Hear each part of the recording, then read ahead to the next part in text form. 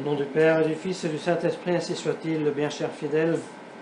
L'épître de Saint Paul de ce jour nous parle de l'Esprit Saint, nous parle de ceux qui sont les fils de Dieu. Ce sont ceux qui sont poussés, qui agissent sous l'inspiration de l'Esprit Saint et qui donc se adressent, il faut bien le dire, directement au Père et qui disent Abba, Pater.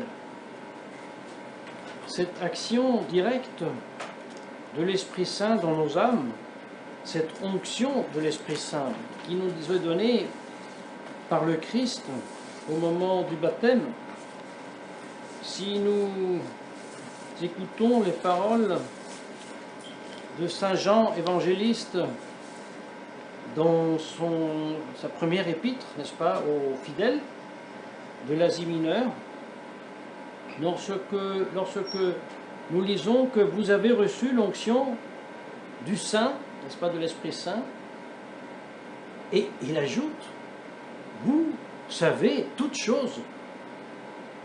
Et il continue, je ne vous ai pas écrit comme à des personnes qui ignorent la vérité, mais comme à ceux qui la connaissent. Verset 20 et plus loin, il ajoute même, vous n'avez pas besoin d'aucun enseignement. Mais puisque l'onction de lui, c'est-à-dire l'onction de l'Esprit Saint donnée par le Christ, vous enseigne toutes choses, il est véritier et il n'est pas de mensonge, eh bien mes chers fidèles, en lisant ceci, on serait presque tenté de croire, à ce moment-là, les charismatiques ont raison, c'est l'Esprit Saint qui, avec le fil direct, nous communique toutes choses. Alors, voilà, on n'a pas besoin de magistère, non.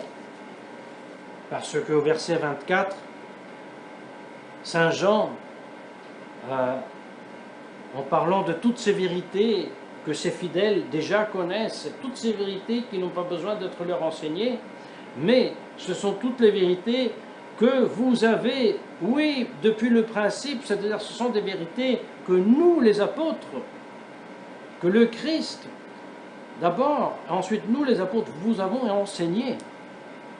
Ah, le voilà, le magistère visible, sensible, extérieur de l'Église. Mais, et ceci soit de grand enseignement pour ceux qui veulent comprendre quelque chose à ce dernier soi-disant motu proprio. N'oublions pas, numéro 1, le magistère ecclésiastique est infaillible. Et non pas parce qu'un grand professeur d'université à Rome, n'est-ce pas, fait cadrer le cercle en enseignant que le magistère peut être faillible, et non pas parce que la fraternité Saint-Pédis s'empresse d'être la première à publier cet article du professeur Desmateilles qui explique que le magistère peut être faillible, non pas pour cela, il est faillible. Le magistère de l'Église, ordinaire ou extraordinaire qu'il soit, est et reste infaillible. Numéro 2, il y a une infaillibilité qui correspond à l'infaillibilité de l'Église enseignante. C'est l'infaillibilité de l'Église enseignée dans son acte de croire. Et Deo gratias. Voilà Saint Jean. On vous a enseigné, maintenant vous savez toutes choses. Et vous la savez tellement toutes choses que je n'ai plus besoin de vous enseigner. Et vous êtes à même de reconnaître et de discerner le vrai du faux. Mais même le vrai pasteur du faux pasteur. Pas seulement Saint Jean. Rappelons-nous l'épître de Saint Paul aux Galates, aux insensés Galates. qui êtes censé de connaître le vrai évangile, et que par votre faute, vous vous laissez octroyer un nouveau évangile, un autre évangile. Mes chers fidèles, non seulement cette grande vérité est enseignée par l'évangéliste Saint Jean dans sa première lettre, qui est considérée comme une introduction à son évangile d'ailleurs, il enseigne aussi la doctrine par laquelle, ainsi nous disent les commentaires authentiques de l'Église, que lorsqu'il parle des faux docteurs, n'est-ce pas? Lorsqu'il parle des faux docteurs qui font partie de nous, mais ne font pas partie de nous. C'est-à-dire les faux docteurs qui, dans leur intérieur, n'ont pas cultivé la parole reçue, mais puisqu'ils vivaient selon la chair, puisqu'ils ne cultivaient pas la parole reçue, ils ont fini par cultiver une autre parole, des fausses doctrines. Mais ces fausses doctrines, pour un certain temps, pour longtemps, elles restaient dedans. C'est-à-dire, ces faux docteurs ne l'exprimaient pas à l'extérieur, ils les tenaient dedans. Mais du moment où ils les ont externés, où ils ont professé publiquement ces erreurs, voilà que certainement ils ne faisaient plus partie de nous. Et Dieu a permis qu'ils deviennent des apostats afin que soit connu qui ils étaient auparavant et que soit connue leur hypocrisie. Et là, il s'agit donc du verset 19, n'est-ce pas, du deuxième chapitre de la première épître de Saint Jean évangéliste, lorsque donc il dit « Ils sont sortis de notre communion, mais ils n'étaient pas des nôtres. Parce que s'ils eussent été des nôtres, ils ne seraient jamais sortis. Mais il faut qu'ils se manifestent qu'ils ne sont plus parmi nous. » Et là, le commentaire, n'est-ce pas, Monseigneur Martini, de ce verset, on peut déduire que les hérétiques publics ne sont plus membres de l'Église par l'acte public d'hérésie, ou alors de acte hérétique, ou alors même de acte idolâtrique, n'est-ce pas? C'est non seulement la théologie, c'est le droit canon qui nous l'enseigne, n'est-ce pas? L'individu qui pose un acte de telle sorte en public et cesse d'être membre visible de l'Église sans qu'il soit besoin de aucune sorte de procès, de sentence, de déclaration par qui que ce soit. C'est automatique et ça vaut pour tout le monde, pape compris. En ce cas, disent les commentaires, le juge du pape, c'est lui-même. Parce que qui ne croit pas est déjà jugé. Par le fait que je professe, n'est-ce pas, l'hérésie, je me juge moi-même de n'être plus catholique.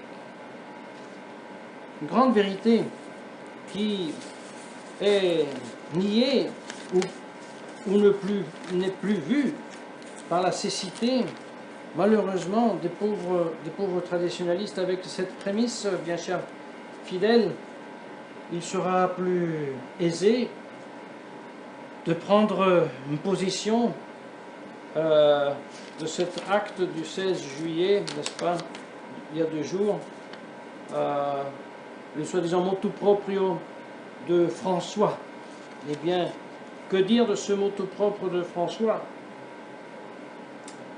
À la lumière des vérités que nous avons à peine exposées, il y a à dire, c'est inutile de se arracher les vêtements pour ce motu proprio qui, oui, de fait, abolit le motu proprio précédent de 2007 de Benoît XVI. Oui, mais si les traditionalistes, par exemple la fraternité Saint-Pédis, affirment depuis 2008 au plus tard que à l'époque Benoît XVI, ensuite François, n'est-ce pas, et avant les Jean-Paul II, sont certainement les légitimes successeurs de Saint Pierre, qu'ils sont sans doute papes, depuis qu'ils affirment que l'Église conciliaire est certainement et sans aucun doute l'Église visible fondée par le Christ,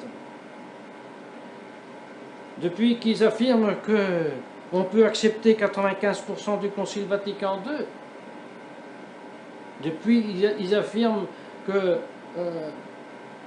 ce sont les doux Christ sur terre, depuis qu'ils affirment en plus que François Bergoglio est leur ami, parce que, par exemple, il les a inscrits dans les œuvres de diocèses en Amérique du Sud.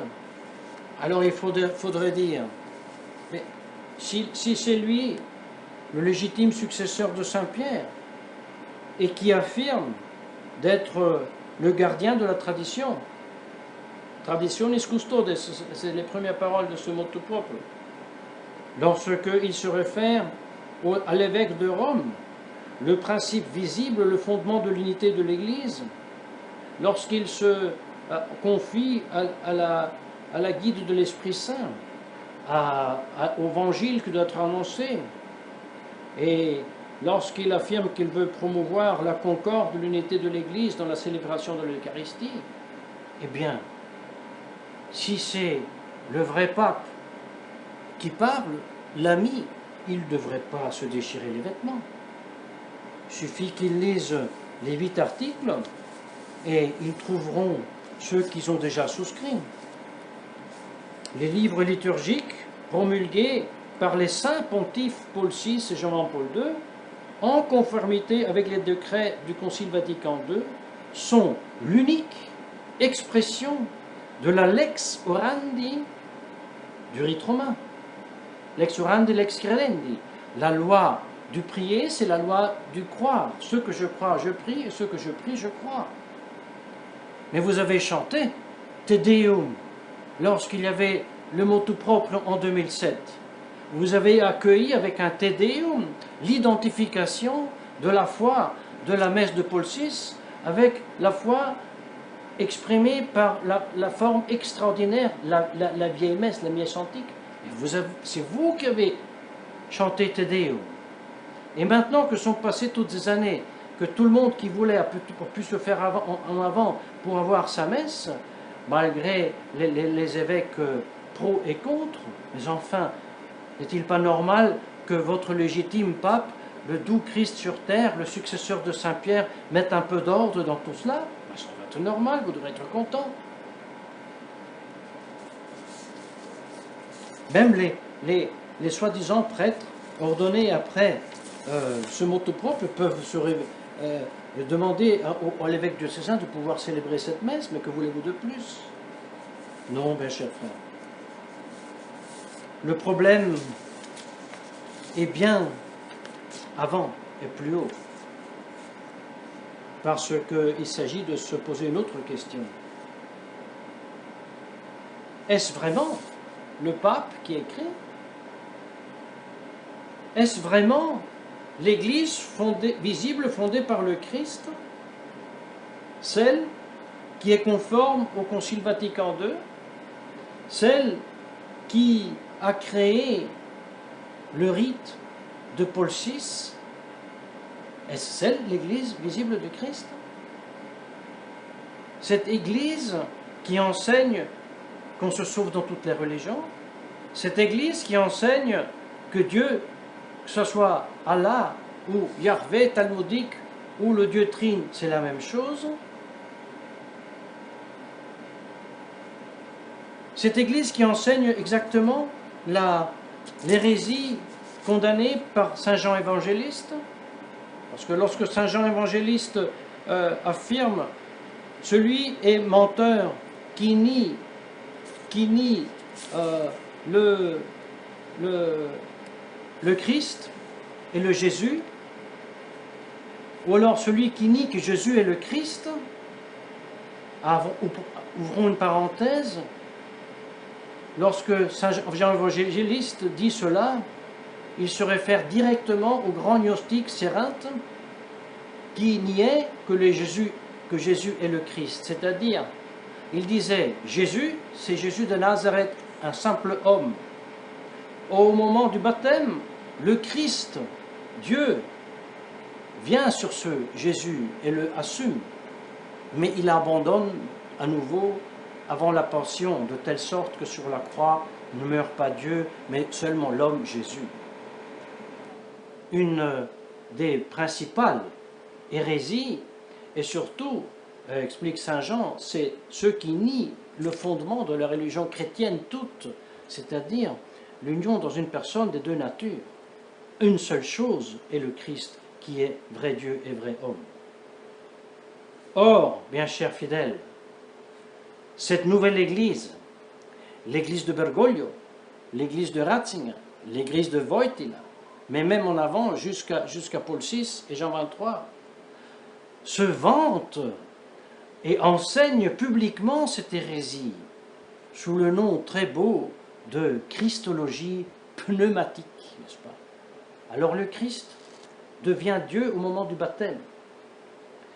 Mais, bien chers frères, cette Église, dont le chef est maintenant Bergoglio, ne s'est pas arrêtée là.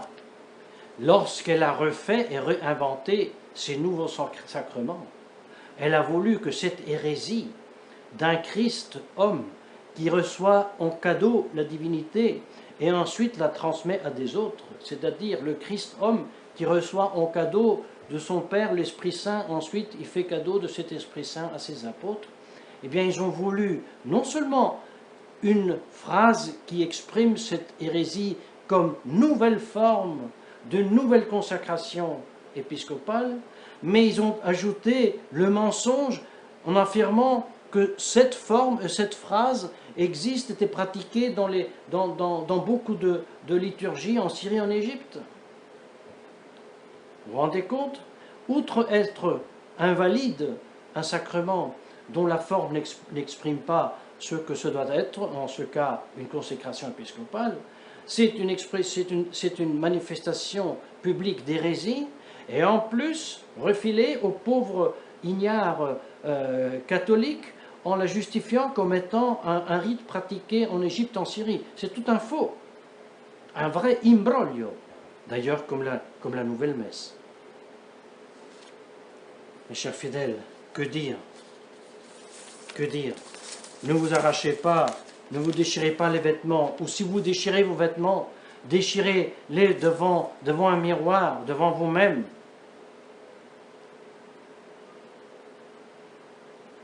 Faites pénitence, reconnaissez que c'est vous-même que depuis 1984, vous êtes librement et spontanément allé dans la cage de ces faux papes antichristes qui vous ont appâté avec un peu de latin et vieille liturgie.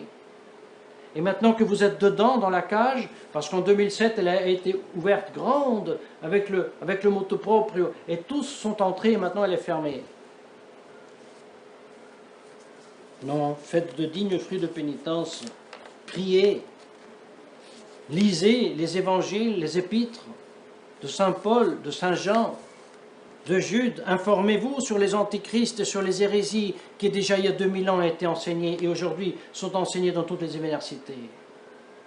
Et faites-vous une raison que ce n'est pas une question de savoir si Bergoglio est pape ou non, il est une question de savoir si cette église est l'église et ne l'est pas. Et faites-vous une raison que l'église visible de Christ existe et continue partout là où la foi catholique est prêchée et les sacrements sont administrés, où il y a des évêques, ils y sont, ils sont peu, mais ils existent. Que la très sainte Vierge Marie, donc, nous obtienne la grâce de ne pas tomber, nous obtienne la grâce de suivre l'admonition de Saint Jean, de rester dans le Christ. Mais voyez, quand Saint Jean dit « Toute vérité vous est enseignée par l'Esprit Saint depuis le dedans », n'est-ce pas? Il faut un cœur pur, il faut un cœur qui a rompu avec la chair, avec le monde, pour qu'ils puissent recevoir et maintenir cette vérité enseignée. Je veux conclure, mes chers fidèles, en écartant une objection. Quelqu'un pourrait dire, ça sent beaucoup le charismatisme, cette histoire-là de l'Esprit Saint qui enseigne toutes choses, de Saint Jean qui dit, j'écris à des personnes qui savent tout, je n'ai même pas besoin de vous enseigner, dit littéralement le Saint Jean. Quelqu'un pourrait dire, mais si c'est comme ça, ont raison les charismatiques. Alors nous avons déjà dit que ce n'est pas vrai parce qu'il faut le magistère visible, tout ce que vous avez ouï de nous, donc fides ex audito, etc. Mais l'objection reste quand même. Et c'est Saint Augustin qui, avec son ironie, avec sa dialectique, répond magnifiquement à cette objection. Il commente le verset Unctio eius docet vos de omnibus, c'est-à-dire l'onction du Esprit Saint vous a enseigné de toutes choses et vous savez toutes choses et vous n'avez pas besoin que personne vous enseigne rien, et c'est vraiment comme ça que c'est dit. Il s'adresse à Saint Jean et il dit, toi Saint Jean, tu as dit que par l'onction de celui-ci, c'est l'onction de l'Esprit Saint donnée par le Christ, nous enseigne toutes choses. Alors il continue et dit, mais dis-moi, ut quid talem epistolam fecisti, à quoi faire tu as fait cet épître? Ça sert à quoi nous écrire si déjà nous savons tout? Mais qu'est-ce que tu as voulu leur enseigner si déjà ils savent tout? Et après cette introduction, cette position du problème,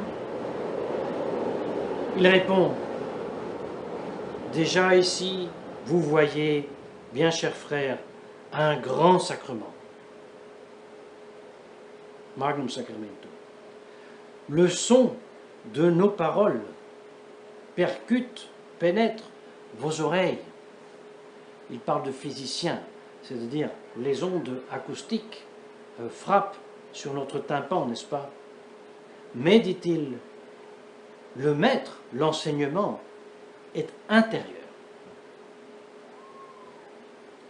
Si celui qui enseigne n'est pas à l'intérieur, en vain on fait le fracas des paroles proférées extérieurement. Si celui qui enseigne n'est pas à l'intérieur, en vain est notre parler.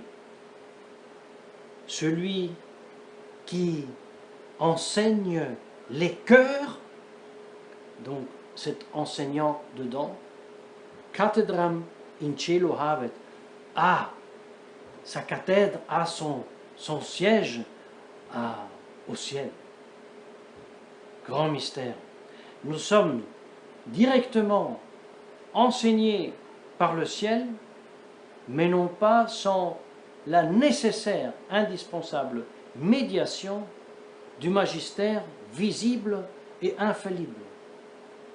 Tellement infaillible que nous sommes à même de reconnaître si de ce magistère il s'agit ou non. Parce que lorsque il est enseigné quelque chose qui n'est pas vrai, qui est mensonge, ce n'est pas le magistère. Oui, veuille le professeur Roberto De Mattei, veuille la fraternité Saint-Pédis se faire une raison de cet enseignement de l'Église.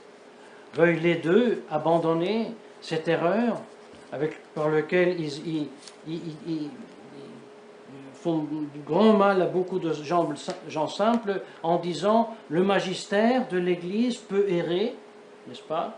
Malheureusement, nous avons un pape qui porte la Pachamama sur les épaules, et malheureusement c'est comme ça, mais heureusement il y a nous qui disons que c'est mauvais, et non. Présomption. Ça, ce n'est pas l'Église qui veuille relire les sermons et les écrits de leur fondateur, qui disait justement, à savoir si Paul VI est pape ou non, je me réserve pour un futur de le déclarer. Pour l'instant, le problème est beaucoup plus grand, Pour l'instant, le problème est beaucoup plus grand de savoir si Paul VI est pape ou non. La même chose valait pour Jean-Paul II. Le problème de savoir, est-ce l'Église du Christ ou ne l'est-ce pas? Elle ne l'est pas. Et ceci, il l'avait affirmé, même au jour des sacres, en 1988. Lorsqu'il a affirmé que ces nouveaux évêques, on ne sait même pas ce qu'ils veulent faire lorsqu'ils administrent des sacrements, il vous semble que c'est possible dans l'Église catholique? Absolument pas. Et en 90, il le dit en toutes lettres, c'est registré. Ils peuvent se l'écouter dans les registrations qu'il y a à Écône. L'Église officielle n'est pas l'Église visible fondée par le Christ.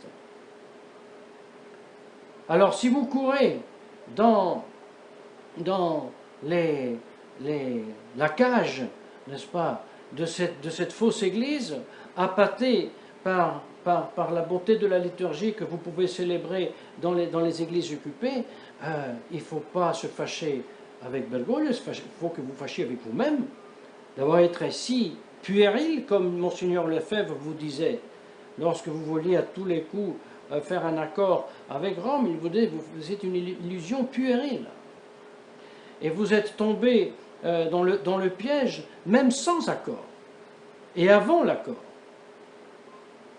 Maintenant, pleurez le mal dont vous êtes la cause, implorez le ciel qui vous donne la grâce de vous libérer de cette cécité du cœur aussi, et de l'esprit.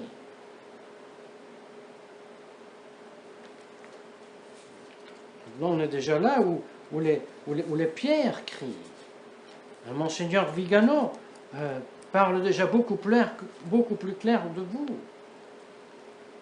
Et veuille le ciel que d'autres âmes, d'autres prêtres, comme Monseigneur Vigano, se réveillent et parlent et hurlent,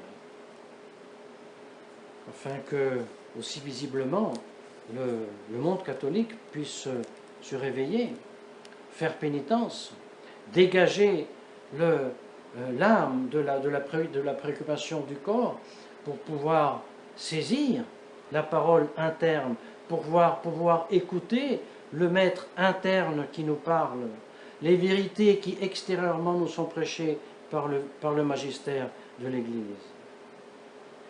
Et nous découvrerons que cette Église officielle n'est absolument pas l'Église du Christ. Et nous découvrerons que là où la foi catholique est prêchée, les sacrements sont administrés, là est l'Église de Christ.